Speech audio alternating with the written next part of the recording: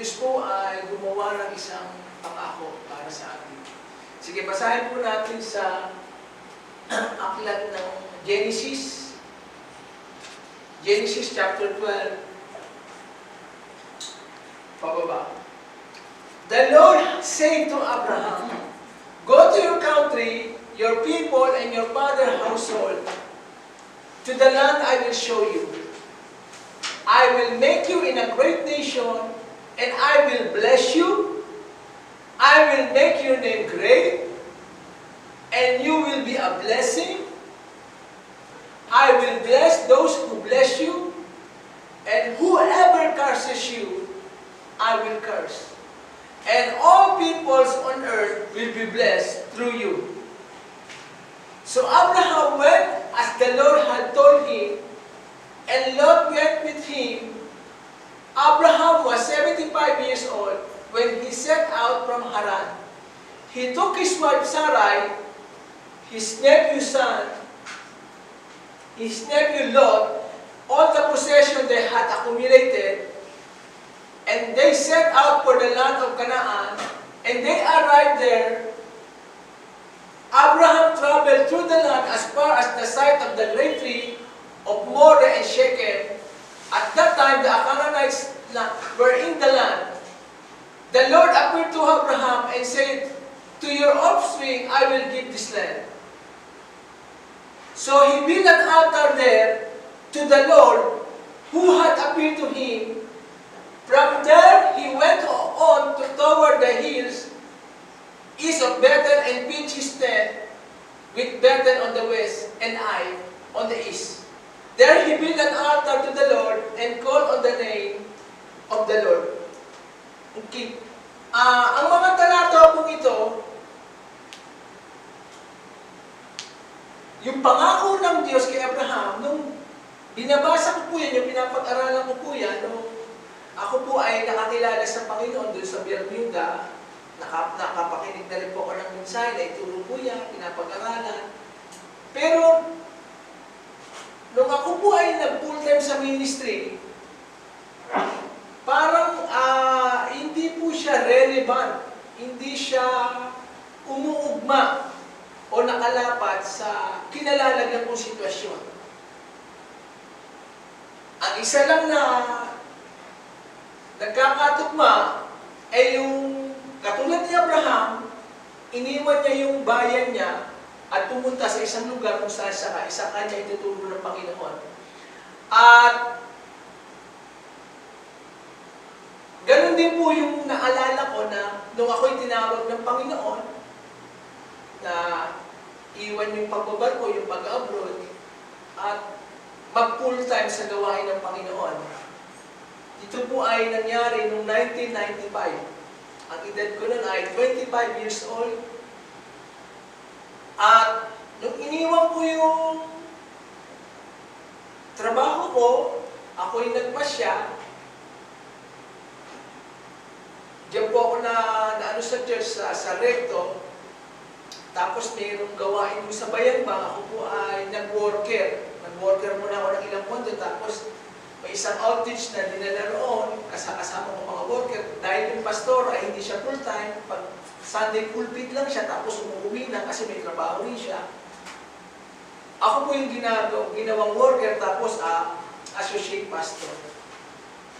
At kung titignan ko po, paano mangyayari itong pangako ng Panginoon na wala na akong pera sa bangko, walang nangako na may susuporta sa akin. And then, yun yung mga pangako ng Panginoon kay Abraham na pwede rin sa ating mangyari. Kaya tignan natin sa susunod na slide. Ito po yung 7 pangako ng Diyos kay Abraham nung tinawag siya. Okay. The 7 promises of God kay Abraham. Una po, I will make you a great nation. Kay Abraham nanggaling ang bansang Israel. Yung chosen nation. Yan po yung unang pangako ng Panginoon, gagawin isang napakadakilang bansa. o ang lahat ng magtatangkang lumupig sa iyo ay ipagtatanggol kita. Ikalawa, I will bless you. Pagpapalain kita. Si Abraham na po noon ay may kaya na sa buhay. Isa po siyang businessman. Ang tatay niya ay si Terah. Ang sinasamba po nila ay mga buwan, mga punong kahoy. Wala silang pagkakilala sa Panginoon. Pero pinangakuan ng Panginoon si Abraham na pagpapalain kita. Ikatlo, I will make your name great. Hindi po ito hiniling ni Abraham. Hindi niya ito pinag-pray o dinesire, kundi pinangako ng Panginoon. I will make your name great. At tatlo pong pinakamalaking grupo sa mundo na dinadakila si Abraham hanggang ngayon. Ang una po ay ang mga Hudyo. Talagang sobra po ang paggalang nila kay Abraham. Kung aanuhin niyo po sa bansang Israel, kahit ang mga Hudyo po, kahit sa bansa, yung Father Abraham, ginagalang po nila yan, dinadakila po nila yan, napakataas po ng respeto at paggalang nila. Isa pang napakalaking grupo po na gumagalang kay Abraham ay ang mga Muslim.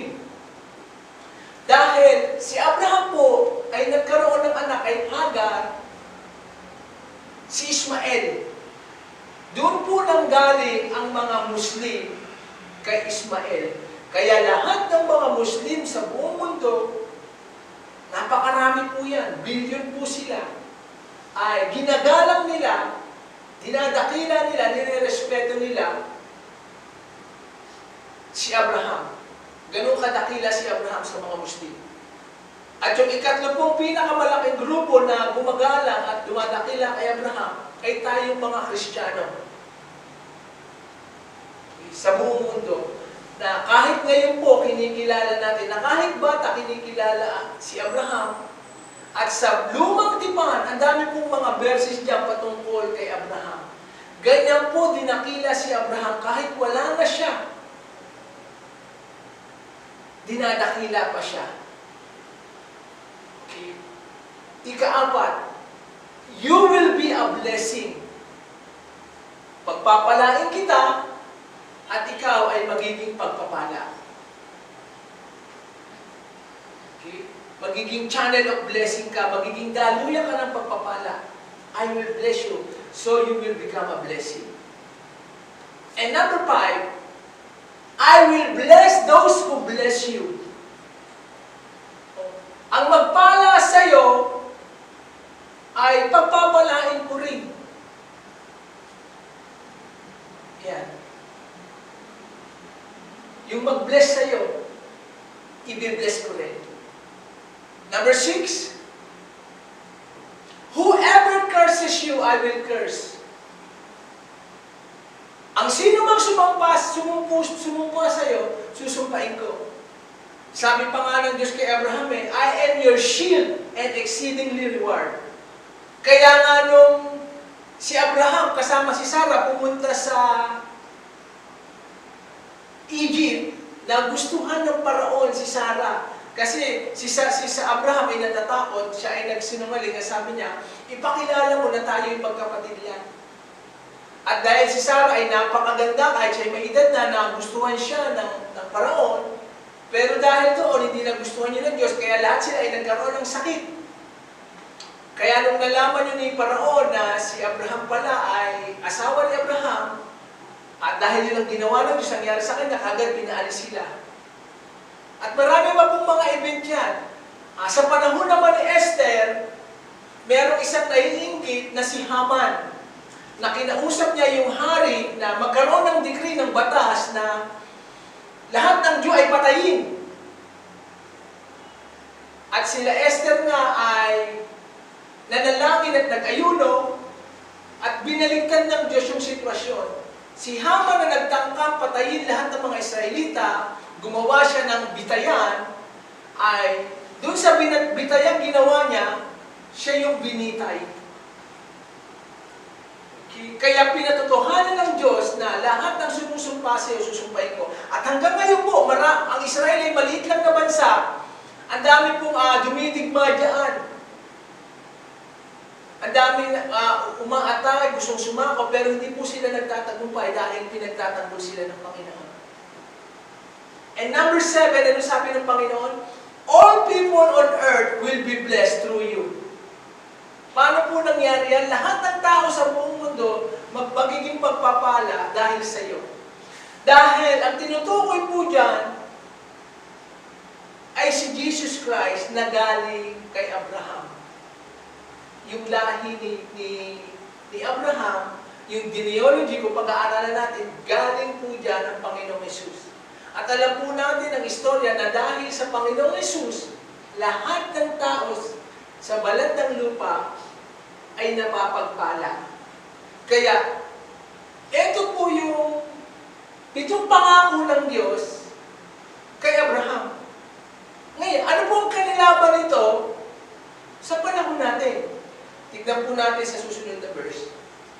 Sabi po sa Galatians chapter 3, verse 13 to 14, Christ has redeemed us from the curse of the law, having become a curse for us, for it is written, Cursed is everyone who hangs on a tree, that the blessing of Abraham might come upon the Gentiles in Christ Jesus, that we might receive the promises of the Spirit through faith.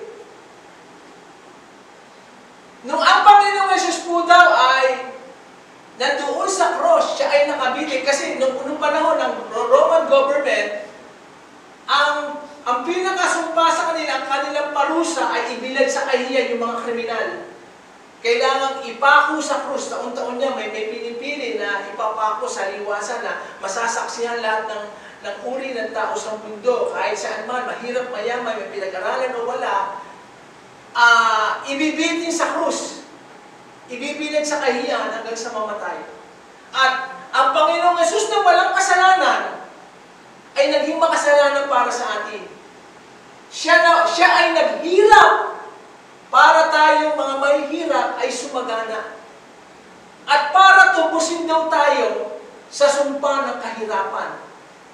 Yung po nung si Adan ay nagkasala doon sa paraiso ng Eden, dumaloy ang kahirapan, lahat ng mga curse, yung mga sakit, karamdaman, lahat ng uri po niyan, ay namana po ng sangkatauhan dahil sa pagsuway ni Adan.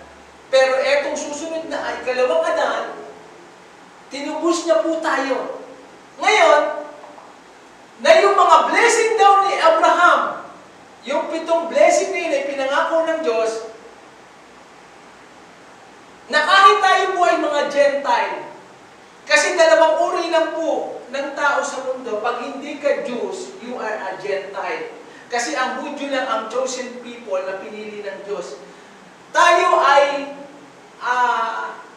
mga hintil. Tayo ay mga Gentile. Pero dahil sa pakikipag-isa natin kay Hesukristo, ay pwede rin po nating tanggap yung mga pinangako ng Diyos kay Abraham. Through faith sa pamamagitan ng Espiritu Santo. At kung titignan ko po yan, nung ako po ay nagsisimula sa gawain ng Panginoon sa ministry, paano ito mapapangyari? At ngayon ko siya nauunawaan kasi ang revelation po ng Diyos ay progressive.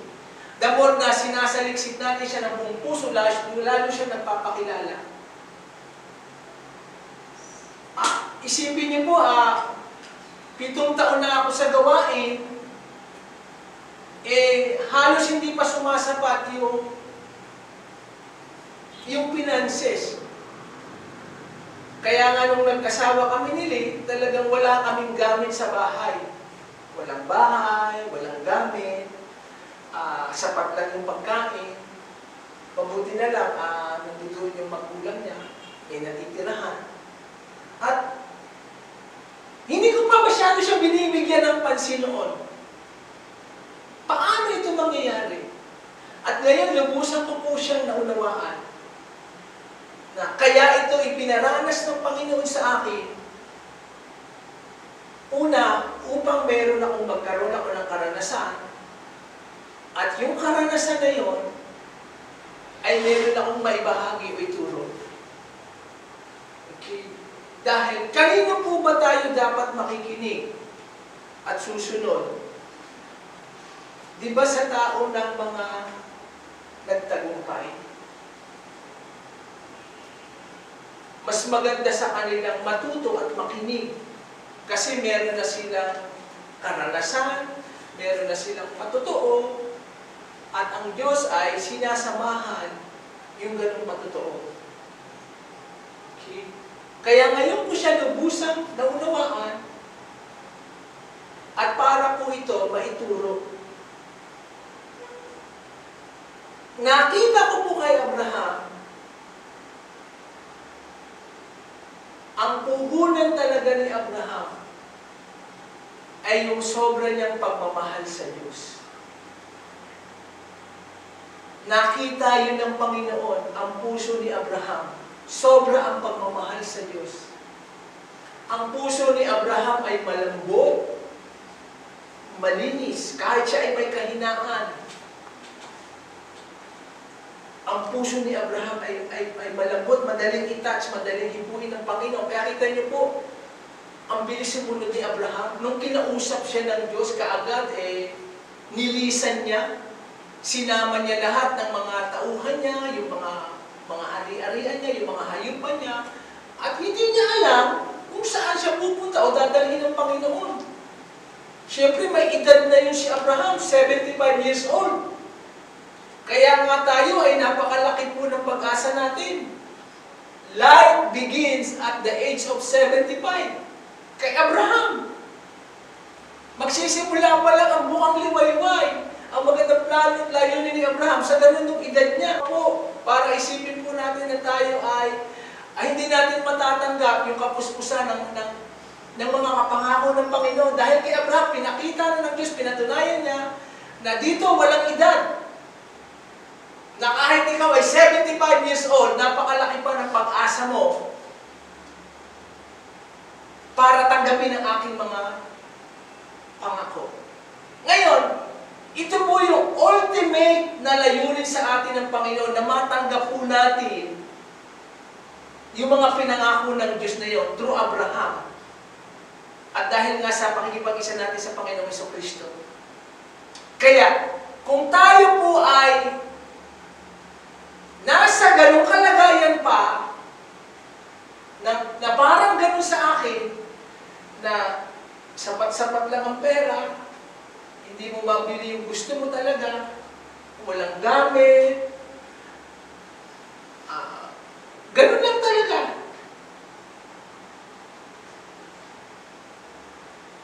Ang maging puhunan po natin ay mahalin natin ang Panginoon. Ma-prove natin siya. Kasi yung napakaraming pangako ng Diyos, hindi naman kaagad-agad yan na mangyayari kaagad. Ng buwan o taon. Maraming taon yan, maraming pagsubok yan. Yan po ang pag-aaralan natin na series. Itong si Abraham. Hindi kaagad-agad yung binigay ng Panginoon. Marami pang pinagawa ang Diyos kay Abraham. Kung baga sa binalatan pa si Abraham ng Diyos para makination. Hindi basta-basta rin ibibigay yan ng Panginoon. Kailangan dumaan yan sa maraming testing o pagsubok ng buhay. At ganoon din po sa atin. Okay? Ako nung magpipitong taon na, doon ako nakakaramdam ng discouragement. Na may patutunguhan pa ba itong ginagawa kong paglilingkod? Kasi nung pumunta ako sa Bayamba, may kasama akong 2 worker na nag-full time.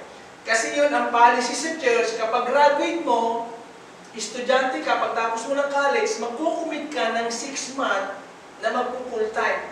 Hindi ka muna uuwi sa pamilya mo. I-offer mo muna yung 6 months para maglingkod sa Panginoon. At may 2 po akong kabataan na kasama noon, si Peter at saka si Noel. At yung 2 kong kasama, mula Bayambang, na-transfer ako sa Balungaw doon ko nakilala si Lee.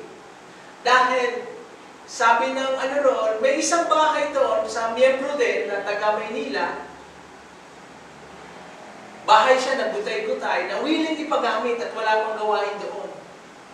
Eh dahil nga mainit at maalam ang pag-ibig ko sa noon sa Panginoon, yung sugod ng sugod, hataw ng hataw, talagang pinuntahan namin. Walang ilaw doon sa baryo nila, lubak-lubak yung mga alam mo, suka, maalikabok. Noong mga panahon ngayon, mga 1997 na po siguro, o 1996, I still remember. Hanggang sa yung dalawang kasama kong full-time, nauna na si Peter. Sabi niya, Kuya Eric, matatapos na yung commitment ko sa Panginoon kasi kailangan ko rin magtrabaho para tumulong sa mga magulang ko. Nawala na si Peter. Tapos si Noel, medyo matagal-tagal ko pa siyang makasama. Pero dumating na rin yung time na sabi niya, Kuya Eric, paano yan, magtapos na yung pinangako ko sa Panginoon, 6 months na ako, hindi na kita masasamahan dito. Okay? Kaya, naiwan ako mag-isa. Nagmi-minister. Bago ko nakilala si Lee. Mga ilang taon yan, 6 na taon. Mag-isa lang ako sa bahay na gutay-gutay. At paano ito magiging relevant? Paano ito tutupa yung pangakong ito? Kaya napakahalaga po sa atin yung faithfulness, yung katapatan. Mula nung naging Kristiyano po ako, wala pong linggo na umabsent ako sa gawain ng Panginoon. Dahil ang pastor, hindi ka pwedeng umabsent.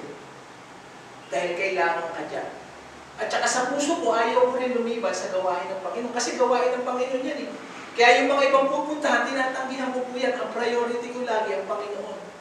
Eh sinuway ko nga yung magulang ko na ayaw nila yung magpapastor ko. Dahil ang sabi nila, anong mapapala mo dyan? Paano ka mabubuhay?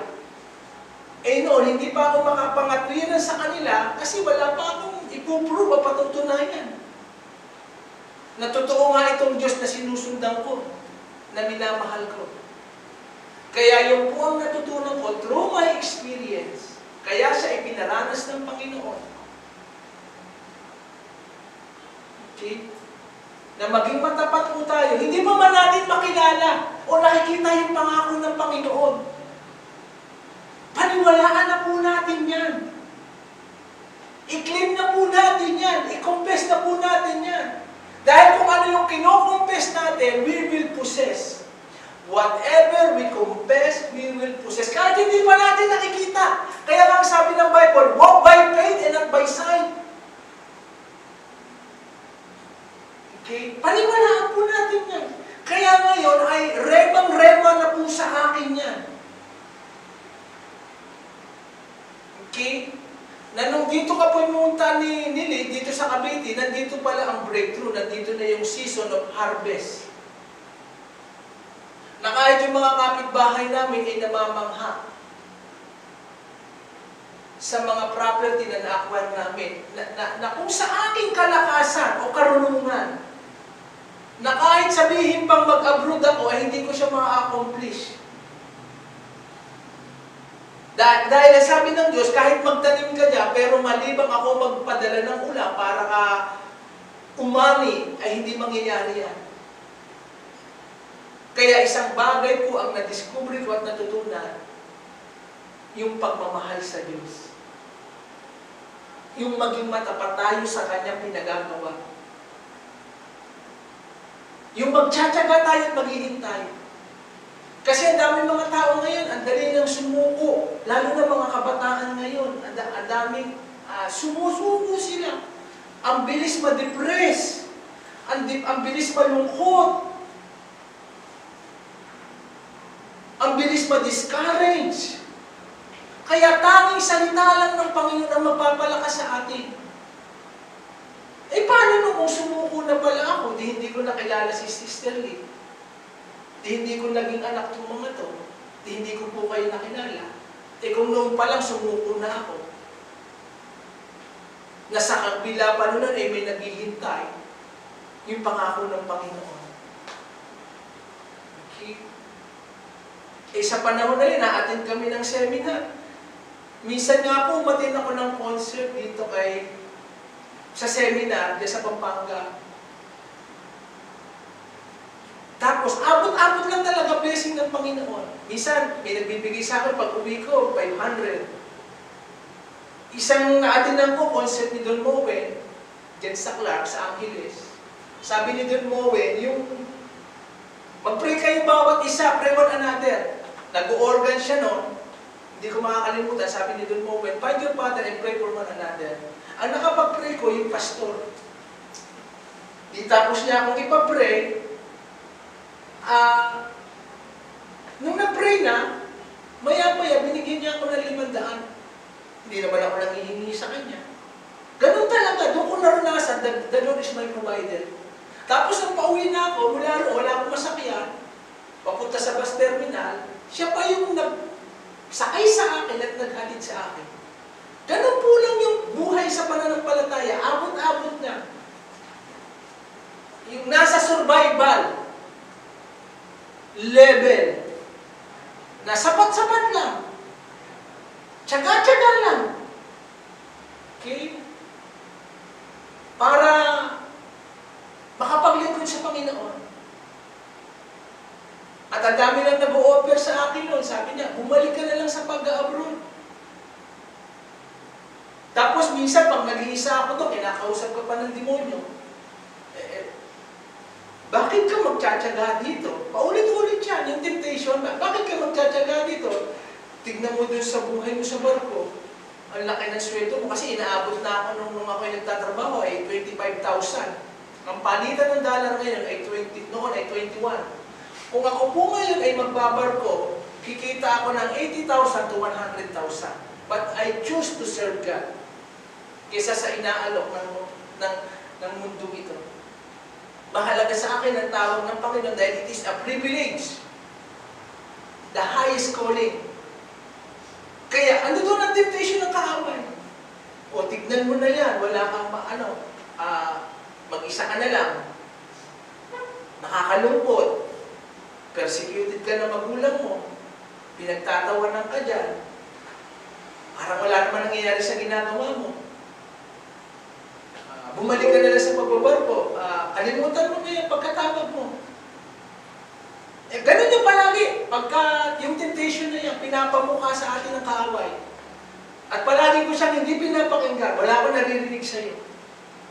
Ang mahalaga sa akin, sinunod ko ang kalooban ng Panginoon at wala na akong babalikan.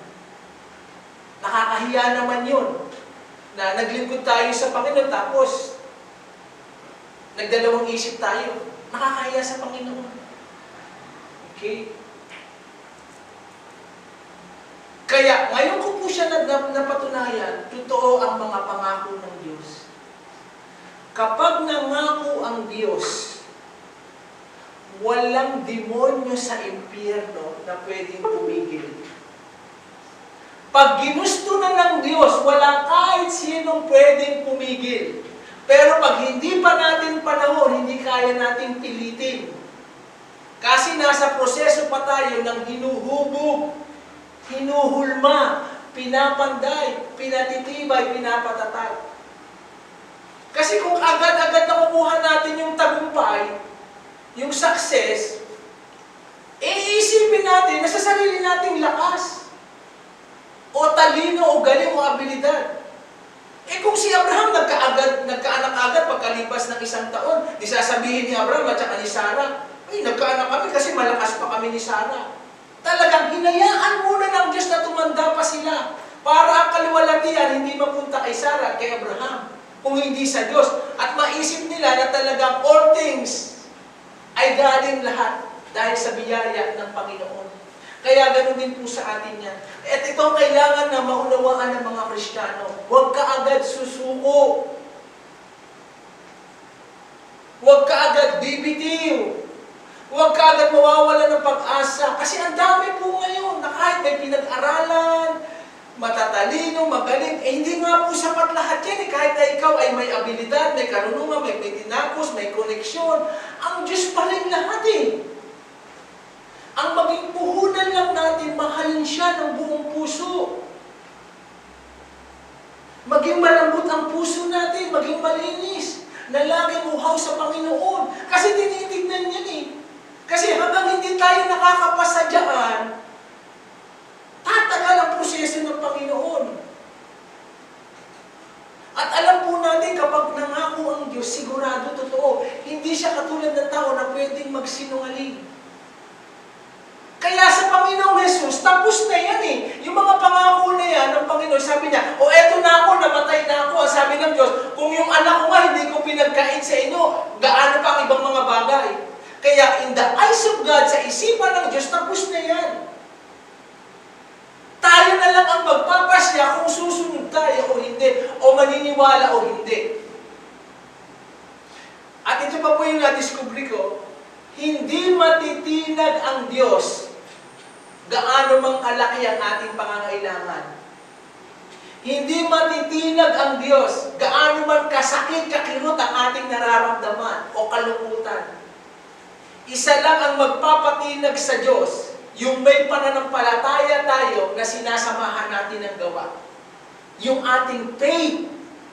Kaya nga ang sabi dyan, no? That we might receive the promise of the Spirit through faith. Kailangan manampalataya tayo kahit wala pa tayong nakikita. Kaya nga ang pananampalataya ko ngayon ay tumataas.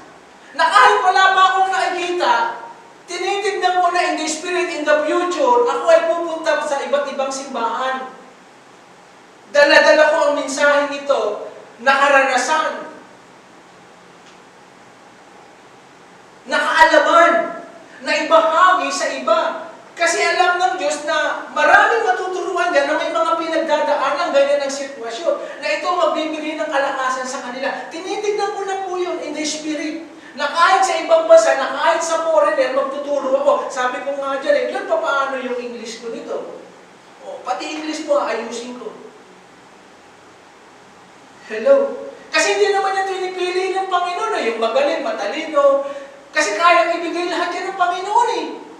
Si Moises nga, di ba, sabi niya, hindi ako magaling magsalita, nahuutal ako, makapal ang labi ko. Ang sabi ng Panginoon, huwag kang gumawa ng excuses. Eto, si Aaron, bibigay ko sa spokesperson. Tsaka bibigyan ka ng authority kung anong sabihin mo, sasamahan ko, gagawin ko. Basta sumunod ka lang. Kaya kailangan po yun. Na kahit hindi po tayo na natin nakikita, nahahawakan, nararamdaman, nararanasan, paniwalaan na po natin.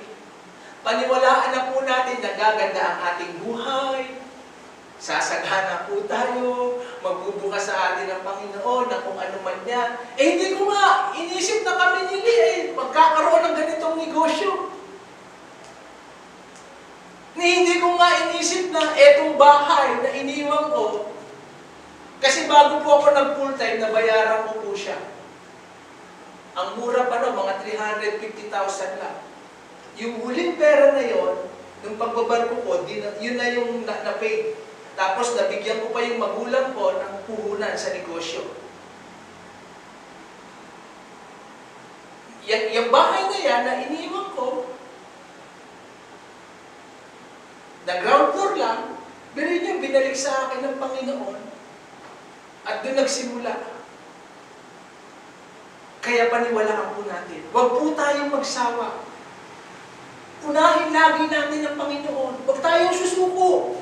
Huwag natin gagayahin yung iba. Kasi hindi naman sila magpapahala sa atin eh. Di ba?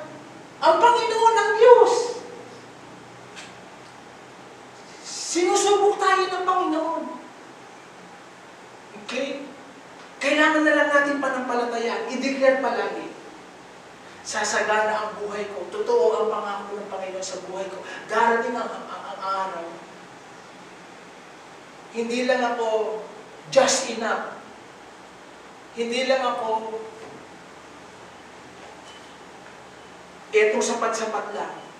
Dahil ang sabi ng Panginoon, pagpapalain kita para ikaw ay maging pagpapala. I will bless you. So you will be a blessing. Kaya makakalampas po tayo dyan. Eh, nung panahon na yun, paano ako lang magpapala sa iba kung ako mismo kulang, sapat-sapat lang? Eh, etong nandito na kami sa ngayong sa stages na binibless niya before he lived in Haran. Nagpakita raw ang Diyos kay Abraham. Kinausap siya. Siguro very glorious yun. Biruin mo, the God of glory, ang Diyos ng kaluwalhatian ay nag-appear. Si Abraham ay nagkaroon ng supernatural encounter. Nagpakita sa kanyang una sa lahat ang Diyos. Kasi kung basta-basta pangangaral lang yan o ano, hindi mo mapapaniwala si Abraham kasi mga devoted yan eh. Yung tatay niyang si Terah, sinasamba, mga puno, mga hayop, mga buwan. Hindi basta-basta makukumbinsi si Abraham yan. Pero, nung ang Diyos ay nagpakita sa kanya, nung nasa Mesopotamia pa siya, grabe siguro yun. Na face to face, na kinausap siya. Kaya doon siya nagdesisyon na iwan yung bayan niya, dalhin yung asawa niya, at yung mga ari-arian niya, yung mga hayupan niya.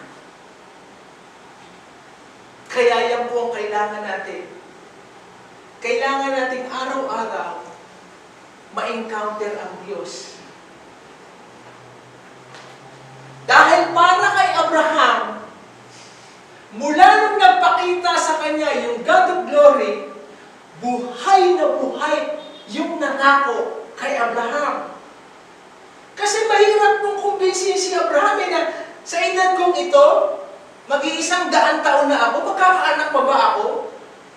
Kung hindi siya nagkakaroon ng supernatural encounter sa Diyos, kung hindi niya naririnig, kung hindi nag-a-appear sa kanya ang Diyos, mapapaniwala kaya si Abraham niyan? Idagdag pa po natin. Si Abraham noon, walang Bible na babasahin. Hindi katulad natin ngayon. Kasi isa lang ang part na ituturo yung by faith. Faith comes by hearing and hearing the Word of God. Ang pananampalataya ay nagsisimula sa pakikinig at pakikinig na salita ng Panginoon.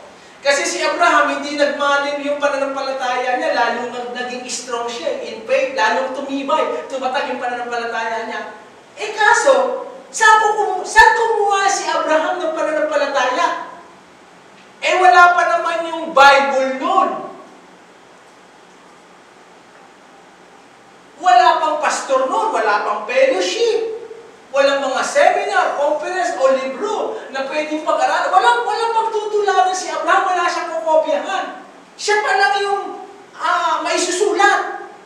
Siya pa lang yung buhay niya ang magtuturo ng karanasan. Ito ang naging susi po diyan. Si Abraham laging nagkakaroon ng personal encounter sa Diyos. Kasi kung hindi tatagal si Abraham ng 25 years na paghihintay. Naniniwala at nananampalataya na wala siyang makikita at baliktad sa sitwasyon niya ang nangyayari. Kaya kita niyo po kung gaano katotoo ang pangako ng Panginoon. Kahit anong kondisyon ng katawan mo, kaya kanyang pagpalain. Kayang gumawa ang Diyos ng himala. Palakpakan muna natin ang Panginoon. Di mo ba si Abraham matanda na, naghimala pa ang Diyos sa kanya? Kay Sarah, matanda na, ugud-ugud na, naghimala. Kaya wala sa sitwasyon ng katawan natin yan o nangyayari sa paligid natin may crisis man o wala Ang talagang mahalaga dyan, yung kondisyon lagi ng puso natin. Yung pagmamahal natin sa Panginoon. Kasi wala sa Panginoon yan, yung edad, yung sitwasyon, yung crisis na yan, yung COVID na yan, yung pandemic na yan. Wala sa Panginoon yan. Kapag ang Diyos gumawa ng himala, kaya niyang gumawa ng himala. Yun lang ang naging sikreto ni Abraham. Yung nag-appear sa kanya ang Panginoon. At isang appearance lang ito lang, sumunod ka agad si Abraham. Iyan ang pananampalataya eh.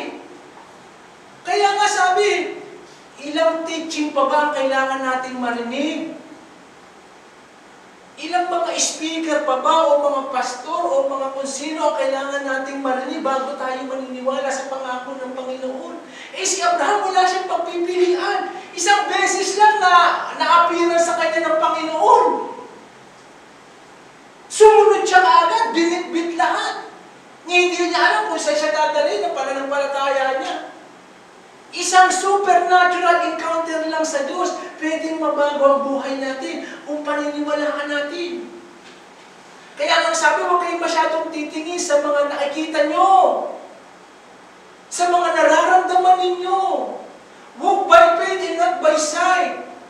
Huwag kayong magsasabi. Kasi kung lagi tayong titingin sa nakikita natin, sa nararamdaman natin, kung sa ibang tao, ba't ito ayaw magsimba, ito tinatamad, ito naglalamig, ito ayaw na, kung sila titignan natin palagi lahat. Eh ang Diyos naman ang magbibigay sa atin, at siya naman ang nangako sa atin, eh ba't tayo titingin sa kanila? Ang hinahanap ng Diyos sa atin ay yung pagmamahal natin sa Kanya, at yung katapatan natin sa Kanya, at yung naglapit sa Kanya araw-araw. Bakit tayo magpapapekto sa lahat ng mga yan? Eh, po ba? Ito mga pangako ng Diyos ay doon lang sa talagang magmamahal sa Kanya, talagang susunod sa Kanya, doon ibibigay yan ng Panginoon. Amen. Nakukuha mo ba natin? Next. Ayan, tingnan niyo po in a picture siguro ganyan lang po, yung journey ni Abraham. Alam niyo po, umabot sa private army lang ni Abraham, 319 na.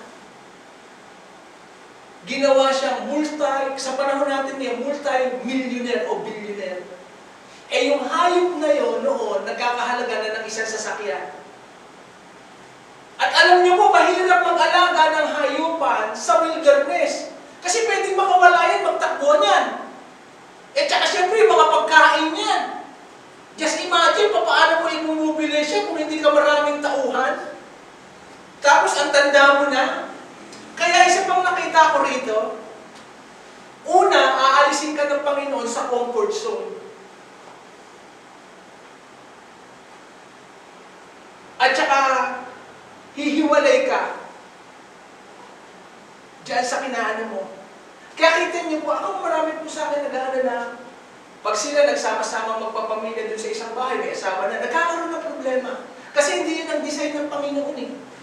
Kaya nga sabi, kayo babae, lalaki, ihiwalay kayo sa magulang nyo.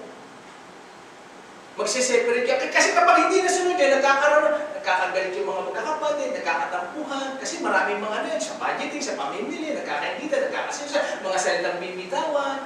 Kaya mas maganda yung magsasarili ka. Kaya aalisin ka ng Panginoon sa comfort zone. Kaya kami, inalis din ng Panginoon dun sa bahay nila na nakatira lang ako sa biyanan ko. Yun talaga ang design, naalisan ka muna ng Panginoon sa comfort zone. Yun ang hakbang ng pananampalataya. Kita niyo po yung paglalakbay ni Abraham. Eh pwede naman tumanggi si Abraham. Maaari pwedeng sabihin ni Abraham, Lord, ano ka ba naman? Yung iba na lang, please. Eh matanda na ako eh. Tsaka okay na ako rito. May kaya na ako, marami na akong tawan, may ginto na ako, may kamelyo na ako, may mga hayupan na ako. Eh bakit ko pahahangarin yung mga pangako mo na yan? Kalimutan mo na yan, maghanap ka ng iba. Pero si Abraham ando doon pa yung divine satisfaction. Gusto niya pa yung lahat ng kapuspusan ng pangako ng Diyos mangyari sa buhay niya. Kaya sabi niya, okay Lord, kung gusto mo, okay, let's go. O nako dyan, deal tayo. Kaya sabi niya kay Sarah, Sarah, nag-appear sa akin ng Panginoon sa misopiter niya. Mandahanda ka lahat, ihanda mo lahat. Okay? Kung nasasanay ka dyan sa malambot mong dito mag-alakbay tayo sa tent, mabibilad ka dyan, tsaka matigang yan, tsaka mainit, yung pagaspas ng hangin. Siyempre, asawa kita, sasama ka sa akin. Ito naman ang pangako ng Panginoon sa atin. Tapos si Sarah nag-agree. Kaya naglakbay po sila. Amen? Kaya nga, yan ang maganda sa kalooban ng Panginoon eh. Amen? Next.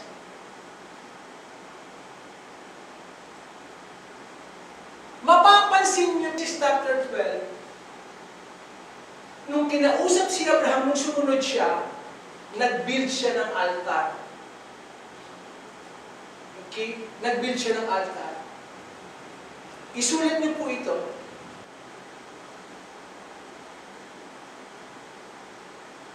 Pangalawa, worship o pagsamba. Worship o pagsamba. Okay, nakukuha niyo po ba? Ano ibig sabihin? What is the meaning of building altar for Abraham? Ba't siya nag-build ng altar? Number 1, prayer or intimacy to God. Number 2, worship o pagsamba. Pagpapadama ng pag-ibig mo sa Diyos. And number 3, it is a reminder of the promises of God. Inaalala mo yung pangako ng Diyos sa buhay mo. At isipin po natin, si Abraham masipag to eh. Kasi siyempre isang katangian ng yumaman, napakasipag niya. Na yung iba tulog na siya, gumagawa pa. Yung iba tulog na siya, nagtatrabaho pa. Napakasipag niya si Abraham. Hindi yayaman ng ganyan niya kung hindi masipag niya. Tignan mo itong pagbibuild ng altar. Yung kukuha ka ng bato, isasalansan mo. Mas mahirap nga nung panahon ni Abraham eh. Di mo ba? Na makapag-build ka ng altar, kukuha ka pa ng mga bato. Isasalansan mo, ikakamada mo. Siyempre matanda na yan. Kung hindi niya mape-perfect yan, siyempre guguho yan, matitibag yan. Kaya sa panahon nga natin ngayon, mas madali. Dahil sa we are in a grace, in a new and a better covenant. Kaya nga, iniisip ko bakit itong 90-day challenge lang hindi pa magawa? Ano ba naman yung Bible reading? Ano ba naman yung meditation? Ano ba naman sabihin natin 1 oras lang? Nagagawa nga natin manood ng TV dyan. Kaya pag bibuild yan, inakalkam yung araw-araw. Okay. Kaya ngayon nga, next week, matatapos na po yung 90-day challenge natin. Meron na naman po tayong ginawa. Meditation on loving God, meditation on prayer, meditation on fasting. Araw-araw, commitment kasi yan yung relationship. Okay? Gawin po natin yan. Gaganda po ang future natin. Lagi tayong mag-build ng altar. Tapos doon po sa bahay natin. Kahit 2 lang o 3. Mag-family altar tayo. Hindi natin kailangan ng marami. Si Abraham nga, mag-isa lang eh.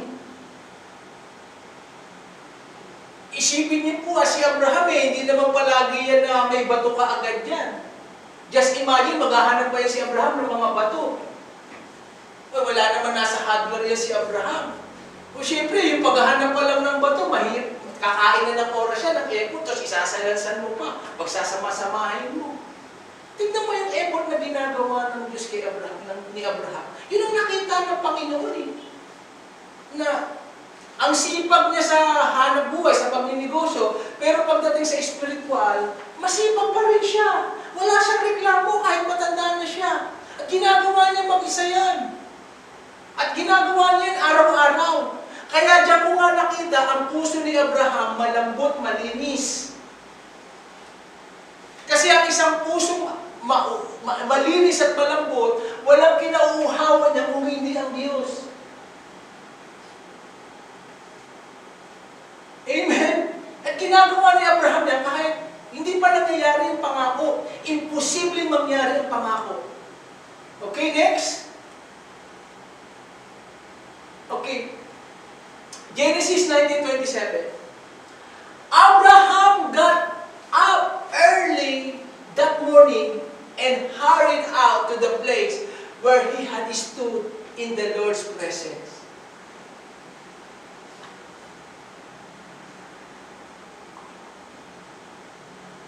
Dahil na-encounter na nga ni Abraham ang Diyos, nagpakita sa kanya, buhay na buhay ang Diyos sa kanya. Hindi niya makakalimutan yung encounter na yun dun sa Mesopotamia. Tapos kinakausap pa siya lagi ng Diyos. Kaya, si Abraham kahit matanda na, excited. Excited. Oh.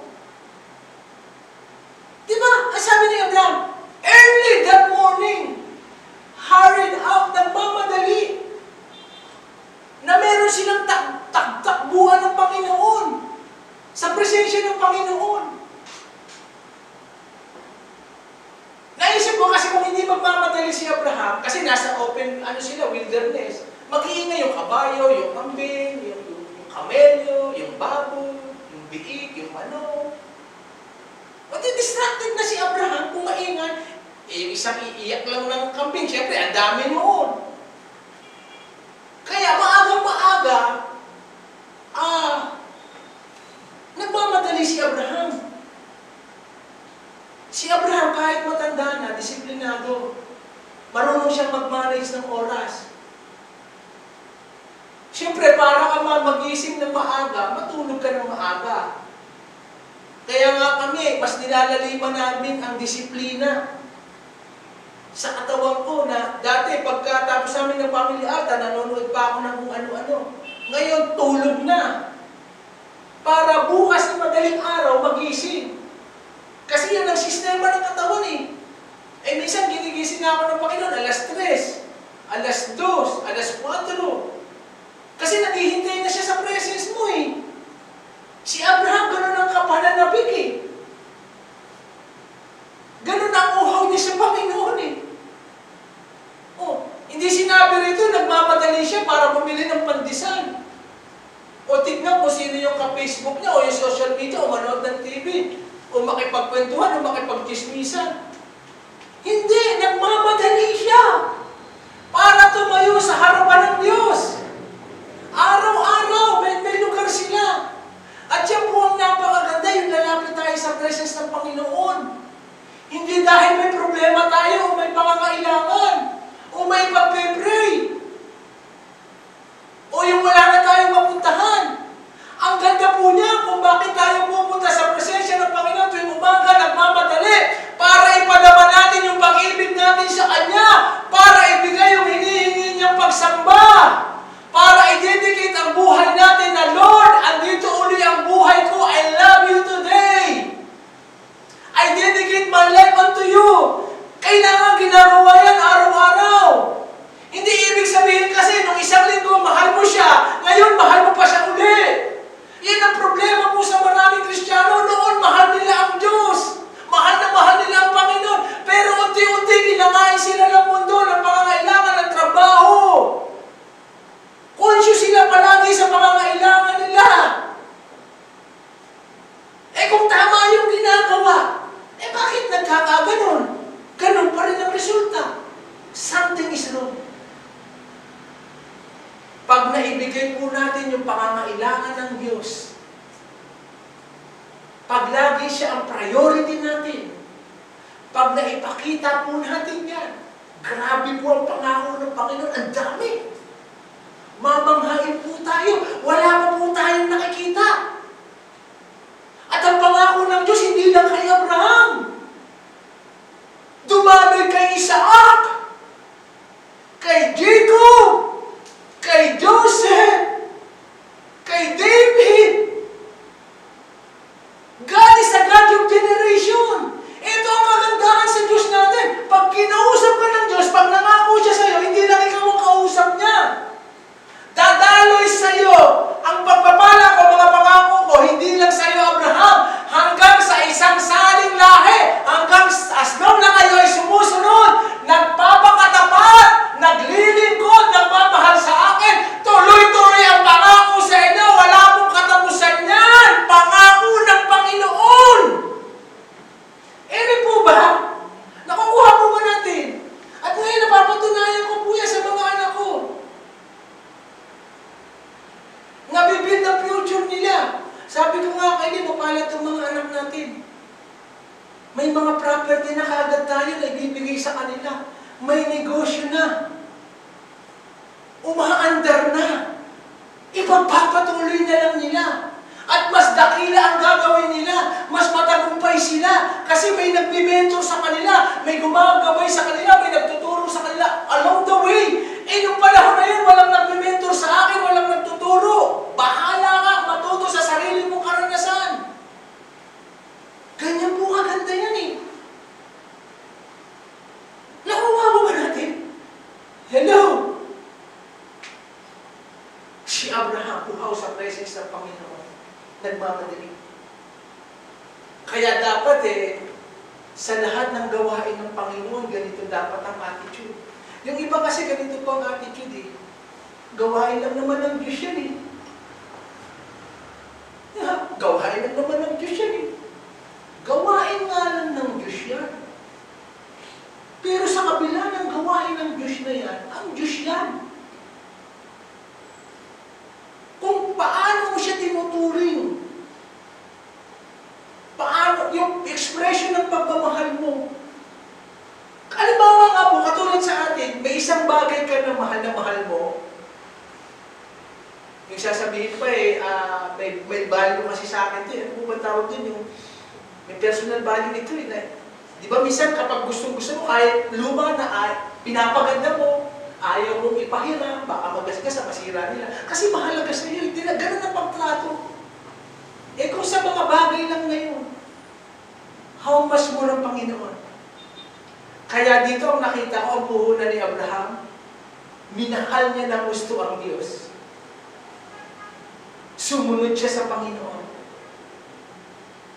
Amen? Amen. Nagmamadali siya para katagpuin ng Panginoon. Kasi dun sa araw na yun na kinatagpo niya ang Panginoon, dun siya bibigyan ng Panginoon ng kalakasan, paano niya imamanage yung mga negosyo niya, paano siya iingatan ng Panginoon, yung mga kakulangan niya, pupunuin ng Diyos. At higit sa lahat, mahal kasi ni Abraham ang Diyos.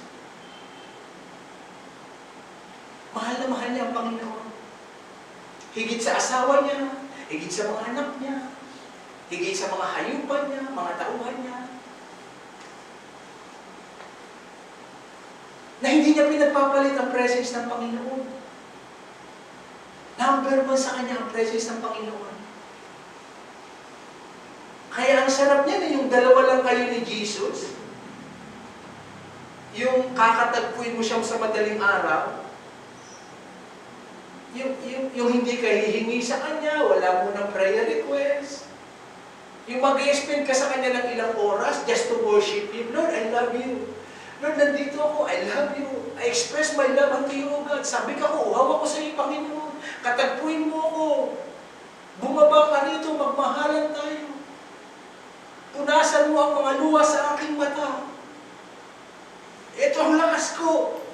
Ito ang abilidad ko, marunong ko. Lord, andito ako, Lord. Waiting for your presence. Tayong dalawa lang. Kaya, isa pang na-discover ko, lahat ng ma-achieve nating tagumpay ay resulta kung gaano kalalim ang relasyon natin sa Diyos. Ulitin ko po. Lahat ng matatanggap natin o makukuha in the future ay bunga ng pakikipagrelasyon natin sa Panginoon. Kung malalim ang pakikipagrelasyon natin sa Panginoon, kung tayo sumusunod, kung uhaw tayo, gano'n ang kapalit. Kaya yun po matutunan natin. Si Abraham. Minahal niya muna yung nangako kaysa yung pinangako. Kasi marami po ngayon nakakalungkot. Nung walang trabaho, ganito ang mga pangako. Lord, bigyan mo lang ako ng trabaho. Lord, i-bless mo lang ako. Lord, sagutin mo lang yung prayer ko. Gagawin ko to sa'yo. Pagliling ko lang kita, ibibigay ko sa'yo lahat. And then, nung natanggap na yung pangako, nakalimutan na yung mga pinangako sa Panginoon. At yun ang nagiging kalungkutan ng Panginoon. Pero kapag ang minamahal mo yung nangako, hindi siya mawawala. Amen? Next. Okay, dyan na po tayo magtatapos. Huwag po tayong mabuhay sa ngayon sa nakikita natin. Matuto tayo kay Abraham. Mas mapalad po tayo ngayon. May mga Bible tayong mababasa. May matututunan tayo. May nauna sa atin, may mga heroes of faith na may naranasan na sila. Hindi katulad noon. Wala silang Bible na mababasa, walang fellowship, walang pastor, walang seminar, walang conference, and yet, meron sila lang yung encounter nila sa Diyos. At yung isang encounter nila sa Diyos, pinagpatuloy nila. Si Abraham, kahit matanda na, lalong naging masipag sa pagsamba sa Panginoon. Hindi siya tinatamad. Commitment niya yan, araw-araw. Si Abraham hindi uma-absent sa tagpuan nila sa Panginoon. Kaya yan po ang maging napakagandang habit natin.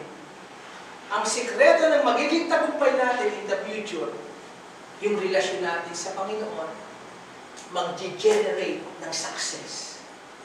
Hallelujah. Milyon-milyon ang kapamaraanan ng Panginoon para tayo i-bless. Mahigit 7 billion ang tao sa mundo na kayang gamitin, hipuin ng Panginoon. Hindi lang Pilipino, pwedeng foreigner. Kahit saan, God can do exceedingly. Na kapag tayo ay sinusubok, maraming pagsubok yan. Siyempre, napakalaki ng pangako. Siyempre, hindi ganun kadali ibibigay yan ng Diyos. Baka tayo ay yumabang, maging proud, isipin natin na nagtagumpay tayo dahil sa magaling tayo, matalino, malakas tayo, marami tayong koneksyon. Kung hindi ang gusto ng Diyos, siyang maluwalhati. Tumayo po tayong lahat. Hallelujah, Jesus. Awitin po natin yung buong puso. Hallelujah. Oh God. Ito kasi yung hinihingi ng Panginoon, yung buong puso. Hallelujah. Hindi niya sinabing, kung